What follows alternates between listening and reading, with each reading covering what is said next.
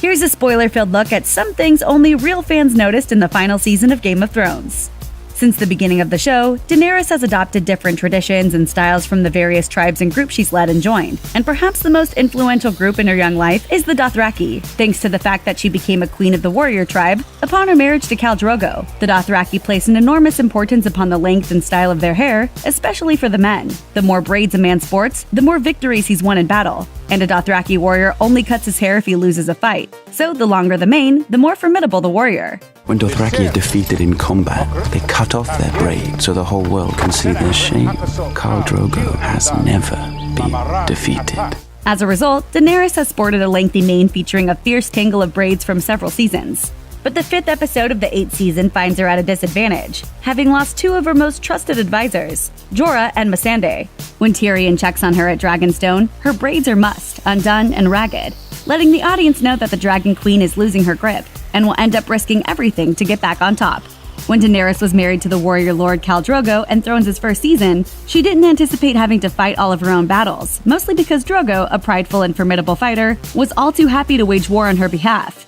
When Daenerys told him she was pregnant with his son, who was prophesied to be a messiah-like figure known as the stallion who would mount the world, Drogo made a passionate promise to take the Iron Throne on Daenerys' behalf.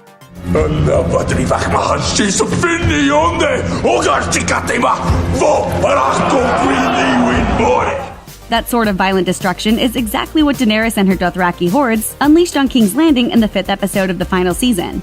It seemed out of character until you remember that Daenerys made a similar pact with the Dothraki back in Season 6.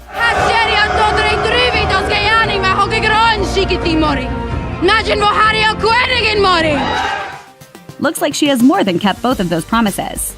After losing her husband, Daenerys made several attempts to find armies and benefactors to back her in the war to come, and during Thrones' 2nd season, she ran afoul of the warlocks of Qarth, who stole her dragons and lured her into the terrifying and mystical House of the Undying to get them back. Naturally, Daenerys charged into the temple to track down her children and experienced a number of visions along the way, seeing everything from her late husband Drogo and their lost child to a battered and seemingly destroyed Iron Throne. Standing in an empty and ravaged throne room, it seems as if Daenerys is surrounded by snow, but thanks to the aftermath of King's Landing in the wake of her ruthless and murderous siege, it's clear that her vision has come true. And it's not snow, but ashes. Many viewers always believed that the snow was a sign of the Night King, but perhaps, at this point, Daenerys' reign of fire and blood is even more dangerous and destructive than the Night King himself. And before long, audiences will likely see Daenerys standing in the real, ransacked version of the throne room, ready and determined to take whatever is left of the Iron Throne itself.